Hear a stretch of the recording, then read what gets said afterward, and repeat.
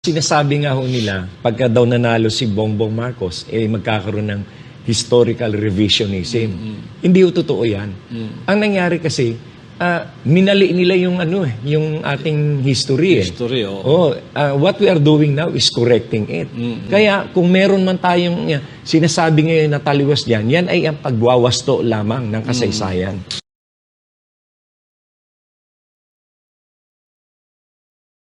Let's talk about land and gold, specifically the land and gold claimed by the Tallano family. Myth. The present-day Tallano family claims to be descendants of a royal clan that owned the Philippines, Brunei, South Borneo, Hawaii, the Spratly Islands, and Sabah. They claim that the name of this pre-colonial kingdom united under one clan was Maharlika. Fact. Illustrated in the Boxer Codex of the 1590s, Maharlika is a pre-colonial warrior class in ancient Tagalog society. It is not a place, but a group of people who were bound to serve their datus in battle.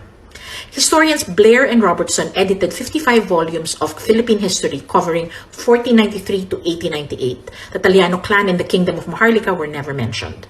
The Tallano narrative also goes against observations by the first Spanish explorers that datus did not have power over other kingdoms or other datus. There are references to the term Maharlika in recent history, though. According to the U.S. Army, Maharlika was a fake guerrilla unit Ferdinand Marcos claimed to have led during World War II. Maharlika was also the title of a 1970 film written by Ferdinand Marcos about his war adventures, which cast Dovey Beams among other actors. In 1978, Senator Eddie Ilarde of the Kilusang Bagong Lipunan, or KPL, a political party founded by Ferdinand Marcos, proposed a bill to rename the Philippines Maharlika. Here's another myth. According to the KBL website, in 1934, the Tallano family owned 640 metric tons of gold. Fact. According to the World Gold Council, the market development organization for the gold industry, as of 2019, only 197,000 metric tons of gold have been mined throughout history. The historically dodgy stories are many and they are becoming grander by the day. Pero ang masama, people are using these myths for criminal ends. Example 1, in 2002, a self-proclaimed Tallano prince claimed blanket ownership of the Philippines in court. He even tried to harass the orphanage Hospicio de San Jose out of their land. After analyzing the documents and listening to the petitioner, the Court of Appeals made a ruling against the claim. Example number 2. In 2017, a so-called cooperative attracted thousands to a sortie in UP Los Baños, promising attendees a share of the Marcos wealth from the Tallano and Yamashita gold. They promised thousands of pesos to everyone who bought a 30 peso pamphlet on the achievements of Ferdinand Marcos. As Filipinos, we don't always have to agree, but let us be cautious of the people who create false documents, false stories, and then attempt to pass them off as fact, preying on the vulnerable. Matuto mag-fact check, huwag po tayo magpa-scam, magpabudol. Kapag inggit, pikit, pero kapag nangungulimbat, dilat.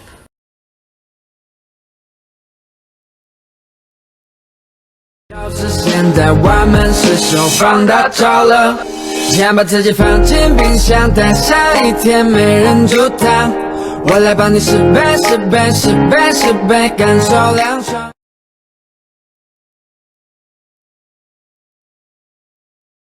现在我们是手放大招了，先把自己放进冰箱，等下一天没人煮汤。我来帮你10倍10倍10倍10倍，感受凉爽。 I did not realize that we were in the presence of a scholar of Asian studies. And you could read ancient Chinese calligraphy, pasensya po. Being the scholar that you are, you know that because of the Chinese tradition of ancestor worship, their historical records are meticulously kept and preserved.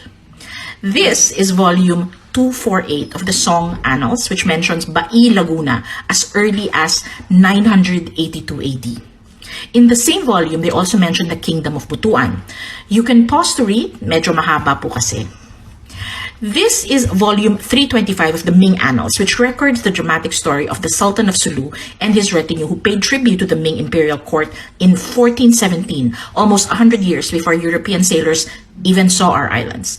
The body of the Sultan Paduku Batara stayed in China, and it was guarded by his second and third sons, while his eldest son returned to Sulu to ascend the throne.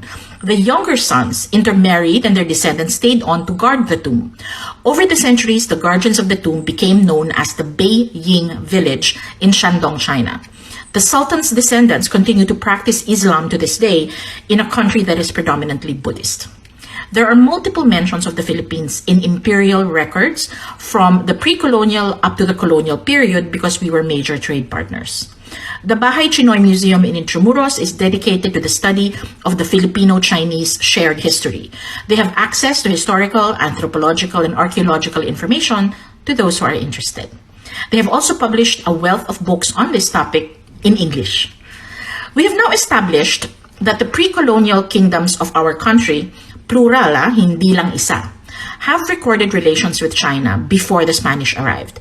And never was Maharlika or the Tallanos mentioned in Chinese imperial records. Kayo po naman ang magpakita ng independently verifiable pre-colonial proof of the existence of the Kingdom of Maharlika. Konting ambag naman sa historical discussion, konting intellectual curiosity. Wide reader naman po kayo eh. Kaya niyo yan. O diba?